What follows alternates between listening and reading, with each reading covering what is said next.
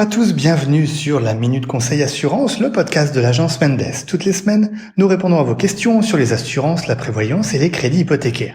Je suis Alexandre et aujourd'hui, j'accueille Thomas. Salut Thomas. Salut Alexandre, bonjour tout le monde. Thomas, je suis très content d'animer cet épisode avec toi car ça fait un moment qu'on n'avait pas eu un épisode en duo. Alors je sais que tu as été très occupé ces derniers mois et puis cet épisode il va être un petit peu consacré à toi en tout cas puisque tu vas nous expliquer les changements imminents pour le métier de courtier en assurance. Et je pense que les auditeurs vont vite se rendre compte que tout cela va leur être très bénéfique. Alors déjà, on va le rappeler à nos auditeurs, tu es maintenant formateur, tu as passé le diplôme pour être reconnu officiellement dans cette profession et aujourd'hui tu dispenses des cours aux courtiers en assurance au sein de notre partenaire, la Swiss Broker Academy. Est-ce que tu peux nous en dire un peu plus sur ton métier et sur quoi portent ces formations ? Tout à fait. Alors du coup, moi, le métier, c'est tout simplement formateur. Donc en effet, j'ai passé un diplôme pour être reconnu. Et puis, depuis, on a ouvert justement cette Swiss Broker Academy, partenaire de l'agence Mendes. Et tout simplement, je forme des courtiers en assurance, qui soient novices ou même justement des courtiers qui sont peut-être là depuis plusieurs années, mais qui ont besoin peut-être d'informations, de perfectionnement sur certains produits. Et l'activité, on va dire, principale actuellement, puisqu'il y a des obligations qui sont arrivées, c'est de former les courtiers en assurance pour ce qu'on appelle l'AFA. Donc l'AFA, c'est tout simplement en gros le diplôme d'assureur, le premier diplôme d'assureur. D'accord, alors en détail, à quoi ça correspond en fait cette AFA ? Alors l'AFA c'est tout simplement un certificat fédéral qui est reconnu par la FINMA, donc en gros le gendarme financier des assurances. Il permet de certifier d'un apprentissage des connaissances de base du secteur de l'assurance.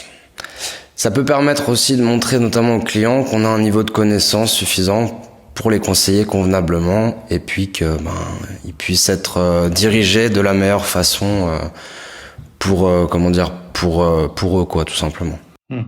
Pour acquérir en fait des bonnes compétences, on va dire. Justement, est-ce qu'on peut dire qu'avec ce diplôme, il va se faire un petit peu un tri entre les courtiers peu sérieux et ceux au contraire qui croient en leur métier ? Alors faut savoir que ce diplôme, il existe depuis de très nombreuses années et ça a absolument pas fait de tri jusqu'à maintenant. Maintenant, justement, donc c'est pas l'histoire de ce diplôme, c'est qu'aujourd'hui, en fait, les caisses maladie, elles vont obliger ce diplôme pour être reconnues et pouvoir travailler avec eux. Donc c'est-à-dire qu'en fait, il y a ce qu'ils appellent Cicero. Je pense que vous avez sûrement déjà vu la pub à la télé ou quand il y a une pub d'une compagnie d'assurance, vous voyez ce petit logo Cicero. C'est tout simplement en fait des formations continues qui permettent de montrer que le conseiller, il a tout simplement suivi des formations et qu'il est au clair de ce qui se passe aujourd'hui. Et pour être Cicero, il faut justement normalement avoir l'AFA. Donc aujourd'hui, le tri qui va être fait, c'est par rapport à ça. C'est que les personnes qui n'ont pas l'AFA ou qui ne sont pas aujourd'hui reconnues par la FINMA ne pourront plus travailler avec les compagnies d'assurance maladie. Donc là, en effet, il va y avoir un tri. Et c'est ce qui va permettre un petit peu pour les clients de se sentir un petit peu mieux et d'avoir moins de chance, on dirait, de se faire avoir entre guillemets quoi. C'est ça, ouais. D'accord. Et alors justement, je suis courtier, je souhaite passer l'AFA. C'est une simple formalité, j'imagine. Non, on va pas dire que c'est une formalité, mais parce qu'il y a quand même pas mal de choses à savoir. Faut savoir qu'il y a un examen écrit, puis un examen oral. Je l'ai passé personnellement en 2016 et je peux te dire qu'il est pas simple. Faut quand même beaucoup de travail, beaucoup d'investissement personnel parce que faut pas oublier que c'est une formation continue, donc qui est sur plusieurs mois. Et on travaille. Donc c'est quand même une formation qui prend du temps. Il faut faire du travail aussi à la maison. Donc quand on a passé la journée entière au travail, se remettre dans les bouquins le soir pour préparer le prochain cours, c'est pas forcément évident. Et moi par exemple, les cours de préparation que je donne, ils sont répartis sur 10 jours durant environ 3 à 4 mois. Sans compter donc le travail personnel. Donc c'est pas une formalité, c'est quand même un investissement assez important. Mais en même temps, ça montre aussi que la personne qui fait ça, qui fait cet investissement, elle a envie de durer dans ce métier et donc entre guillemets de faire du bon travail.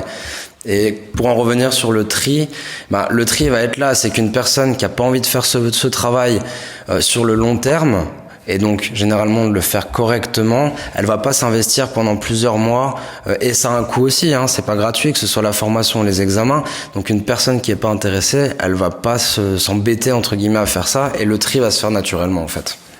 Ok. Aujourd'hui, si un client demande à son courtier s'il est diplômé de l'AFA, le courtier lui répond oui. Est-ce que le client peut vérifier qu'il est bien inscrit ou alors il doit le croire sur parole?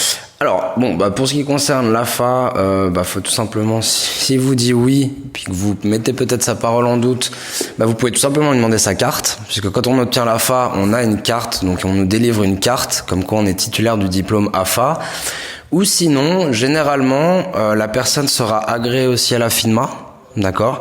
Et là, à ce moment-là, si la personne est agréée à la FINMA, le client peut tout simplement aller sur le registre de la FINMA, donc sur Internet, taper le nom du courtier ou du conseiller en question, et il verra tout de suite. Si le nom apparaît, c'est qu'il est reconnu. Si le nom n'apparaît pas, c'est qu'il n'est pas reconnu. Et pour être FINMA, normalement, pareil, il faut avoir aussi l'AFA. Voilà, tout simplement.